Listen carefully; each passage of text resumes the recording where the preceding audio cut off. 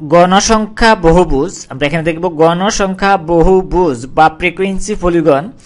এই গণসংখ্যা বা গঠন সংখ্যা, আমরা জানি গণসংখ্যা কি, গণসংখ্যা হচ্ছে এই গঠন সংখ্যা, যেই সংখ্যাটা টালি চিহ্নের বিপরীতে পাওয়া যায়। আবার এই বহুভুজ আমরা জানি এই ত্রিভুজ, চতুর্ভুজ, এগুলো হচ্ছে কি বহুভুজ। তাহলে এই গণসংখ্যা বহুভুজ হচ্ছে অবিচ্ছিন্ন উপাত্তের শ্রেণীর ব্যবধানের বিপরীত। অবিচ্ছিন্ন, বিচ্ছিন্ন আমরা জানি। অবিচ্ছিন্ন শ্রেণী ব্যবধানের বিপরীতে গণসংখ্যার নির্দেশক বিন্দুসমূহকে পর্যায়ক্রমে রেখাংশ দ্বারা যুক্ত করলে যেই লেখচিত্র পাওয়া যায় ওইটি হচ্ছে গণসংখ্যা বহুভুজ।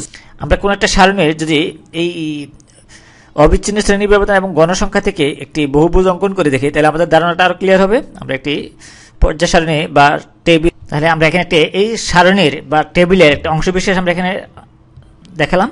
এই একটা হচ্ছে অবিচ্ছিন্ন শ্রেণী ব্যবধান, এই 45.5 থেকে 50.5।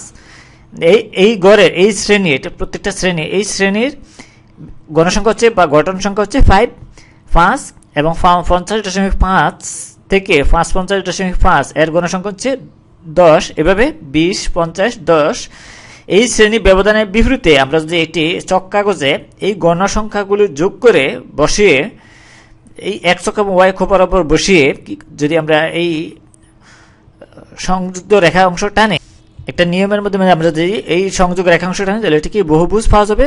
তাহলে আমরা যদি একটি চক কাগজ আঁকি, তাহলে এই এখানে একটি চক কাগজ, যেই ঘরগুলি প্রত্যেকটি হচ্ছে বর্গ। এই চক কাগজের এক্স অক্ষ বরাবর আমরা এই মূল বিন্দু যদি এটা ধরা হয়, এখানে যদি মূল বিন্দু ধরা হয়, এই মূল বিন্দু থেকে এক্স অক্ষ বরাবর যদি আমরা এই অবিচ্ছিন্ন শ্রেণী ব্যবধানগুলি স্থাপন করি, শ্রেণী ব্যবধান হচ্ছে 45.5 থেকে 50.5 এগুলি। আর গণসংখ্যা যদি আমরা ওয়াই অক্ষ বরাবর স্থাপন করি এবং এই স্থাপন করে এর সংযুক্ত রেখাংশগুলো টান যুক্ত করলে যেই বহুভুজ অঙ্কিত হবে এটা হবে গণসংখ্যা বহুভুজ। আমরা এই এক্স অক্ষ বরাবর অবিচ্ছিন্ন শ্রেণী ব্যবধানগুলো যদি লিখি, তাহলে এখানে আসে আমরা এই প্রথমে এই অংশটুকু যদি বাদ দিয়ে লিখি, কেননা এই 45 থেকে শুরু হয়েছে, 45.5 থেকে শুরু হয়েছে 50.5 পর্যন্ত। তাহলে বাকি গড়গুলি এখানে আছে। আমরা বুঝলাম যে এই মূল বিন্দু থেকে এই পর্যন্ত ওই গড়গুলি বাদ দিয়ে আমরা এই 45.5 থেকে আমরা একটি শ্রেণী ব্যবধান ধরি, ওই হিসেবে আমরা কি করব, এই শ্রেণী ব্যবধানগুলি স্থাপন করব। তাহলে এখানে আসে 60.5।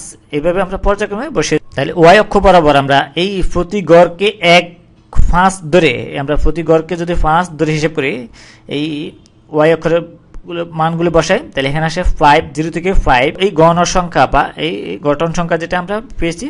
তাহলে এই অক্ষ বরাবর আর অবিচ্ছিন্ন শ্রেণী ব্যবধান বসেছি আমরা এই এক্স অক্ষ বরাবর, তাহলে আমরা এই গণসংখ্যাটা বসাবো এই ওয়াই অক্ষ বরাবর। আমরা এখানে প্রতি গড়কে 5 ধরে 5 একক ধরে হিসাব করে, তাহলে এই 0 থেকে এইটা যে মূল বিন্দু, এখান থেকে এই এখানে হবে 5, 10, তারপরে হচ্ছে 15, 20, তারপরে 25।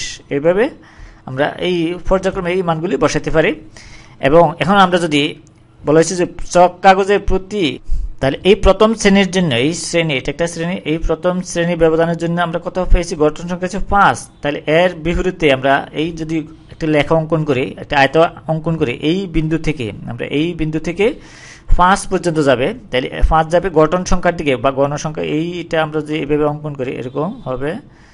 এই আমরা আয়ত লেখা অঙ্কন করতে জানি এই চক কাগজে, এটা হচ্ছে কি এই প্রথম শ্রেণীর জন্য।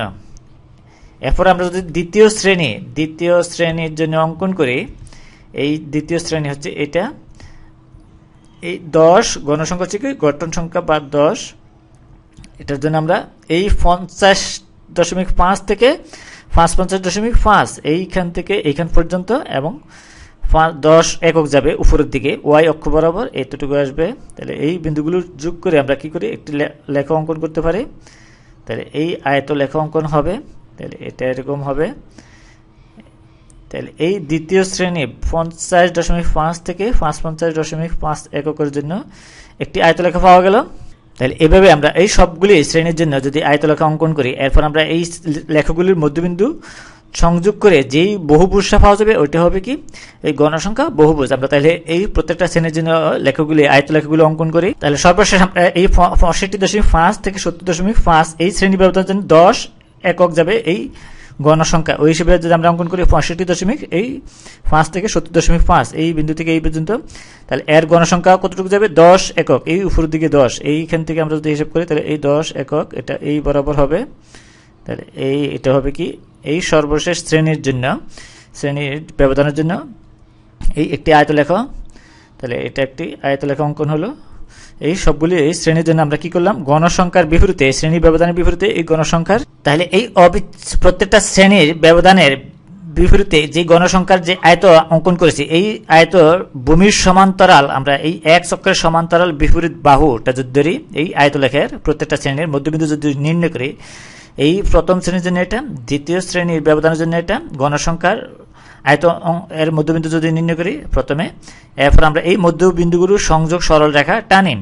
আমরা যদি এই মধ্যবিন্দুর সংযোগ সরল রেখা, এই একটি সংযোগ সরল রেখা, এরপর আরেকটি সংযোগ সরল রেখা আমরা যদি এইভাবে টানি, পর্যায়ক্রমে সবগুলি আয়তলেখার এই শ্রেণী ব্যবধানের শীর্ষবিন্দু সংযোগ সরল রেখা টানি। এবং এই গণসংখ্যা বহুভুজটা সুন্দর দেখানো যাওয়ার জন্য আমরা প্রথম এবং শেষ যে আয়তলেখাটা পাওয়া গেছে প্রথম শ্রেণী ব্যবধানের জন্য এবং শেষ শ্রেণী ব্যবধানের জন্য, এই দুইটার শীর্ষবিন্দু আমরা এই শ্রেণী ব্যবধানের প্রথম বিন্দুর সাথে যোগ করে দিই। এই সুন্দর দেখানোর জন্য, এই গণসংখ্যা বহুভুজটা সুন্দর দেখা যাওয়ার জন্য আমরা কি করলাম, এই এক চক্রের সাথে আমরা সংযোগ সরলরেখা এঁকে দিলাম। এরপর আমরা এই ভূমির সমান্তরাল যদি আমরা একটি অক্ষ সমান্তরাল রেখা যদি অঙ্কন করি, তাহলে এই গণসংখ্যা এটা কি গণসংখ্যা বহুভুজ, এই বহুভুজ আমরা জানি। তাহলে এটা একটি কি বহুভুজ হলো। তাহলে এই বহুভুজটা হচ্ছে কি গণসংখ্যা বহুভুজ। তাহলে গণসংখ্যা বহুভুজ কি আমরা দেখলাম।